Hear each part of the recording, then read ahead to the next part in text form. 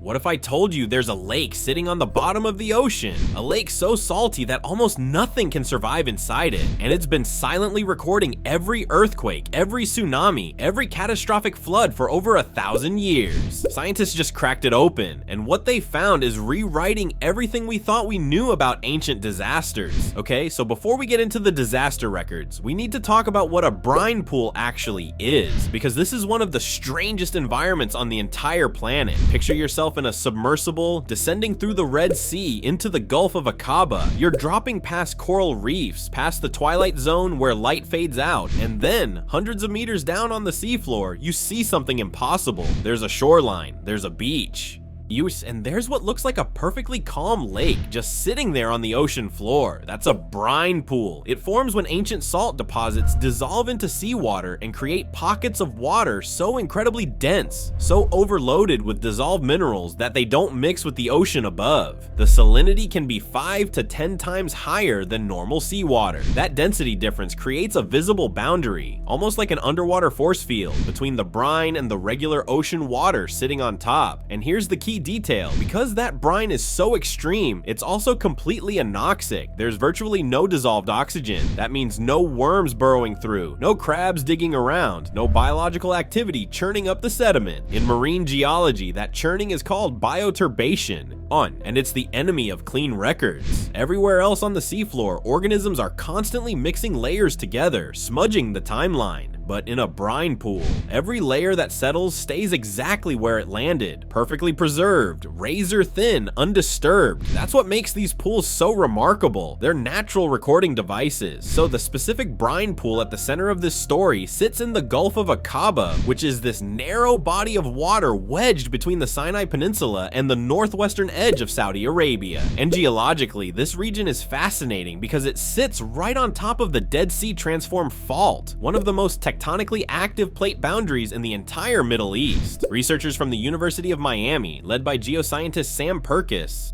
teamed up with collaborators at the University of Haifa, including Beverly Goodman, who's one of the world's leading experts on underwater evidence of ancient storms and seismic events. Together, they used OceanX's remotely operated vehicles, deep diving ROVs, to descend into the Gulf of Aqaba and extract sediment cores from this brine pool. Now, a sediment core is essentially a tube that you push vertically into the seafloor and pull back up. What you get is a cross-section of time. The deepest layers are the oldest, the shallowest are the most recent. And when Sam Purkis and his team pulled these cores and split them open in the lab, what they saw was extraordinary. Instead of the usual muddy, homogenized soup you'd get from a normal seafloor core, they found exquisitely layered sediments.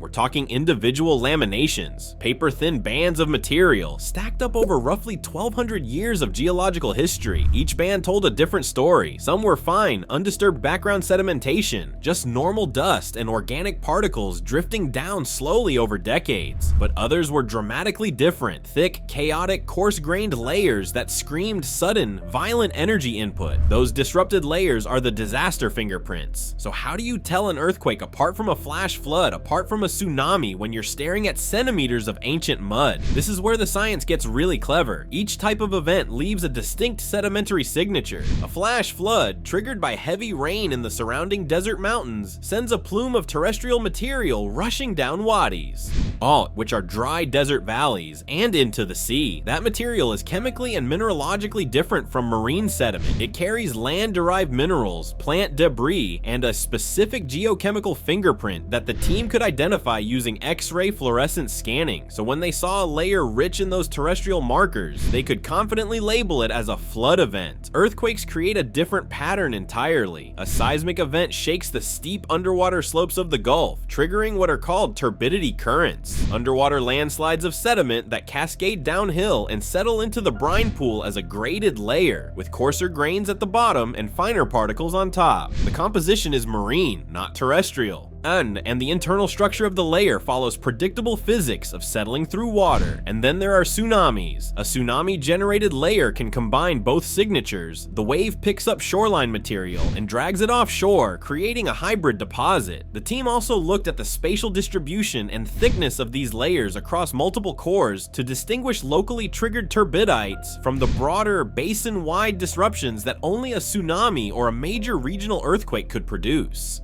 By cross-referencing these sedimentary fingerprints with radiocarbon dating, the researchers built a continuous timeline stretching back roughly 1,000 years, and what emerged was a catalog of events, some of which matched known historical earthquakes and documented floods, which validated the method. But others were completely unknown, events that predated written records for the region, disasters that no historical chronicle had ever captured. That is the power of this approach. The brine pool doesn't forget, it doesn't exaggerate, it just records. Now you might be thinking, okay, cool science, but why does a 1,200-year-old earthquake log matter today? And the answer is, it might save lives. Here's the problem with predicting natural disasters. Most of our hazard models are built on relatively short records, maybe a few hundred years of written history, maybe a few decades of instrumental seismological data, but earthquakes and tsunamis don't operate on human timescales. A fault might rupture catastrophically only once every 300 or 500 years.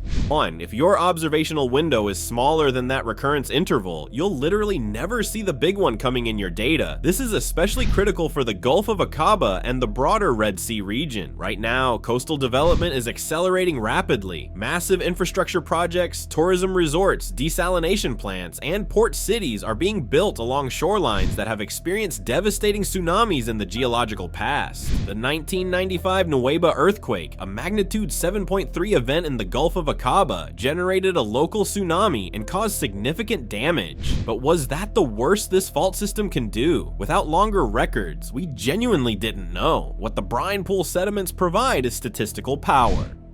When you can identify 20 or 30 events spread across a millennium instead of relying on 2 or 3 historical accounts, you can calculate recurrence intervals with far greater confidence. You can estimate magnitude ranges. You can identify clustering patterns, periods when seismic activity ramped up, and quiet intervals. All of that feeds directly into probabilistic hazard models that governments and engineers use to design building codes, set evacuation zones, and plan coastal infrastructure. In other words, the brine pool gives us something that centuries of written history couldn't: a statistically meaningful sample size for rare high-consequence events. And this raises an even bigger question. If one brine pool in the Gulf of Aqaba can preserve this kind of pristine record, what else is out there?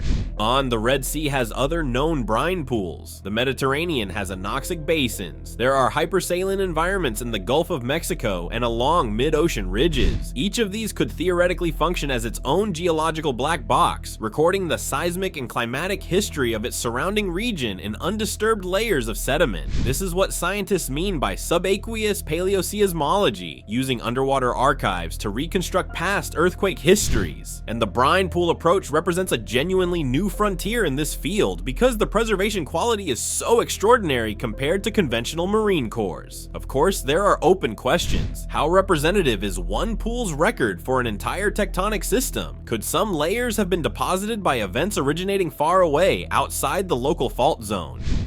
And can we develop standardized methods so that different research teams working in different basins around the world can compare their findings directly? These are active areas of investigation, and the work by Sam Purkis, Beverly Goodman, and their colleagues is really just the beginning. But the concept itself is profound. The ocean floor has been keeping meticulous records of catastrophic events for millennia. We just had to figure out where to look. If the idea of underwater disaster archives blew your mind the way it blew mine, hit that subscribe button so you don't miss what we cover next. Drop a comment. I want to know, what other natural black boxes do you think the planet might be hiding? I'll see you in the next one.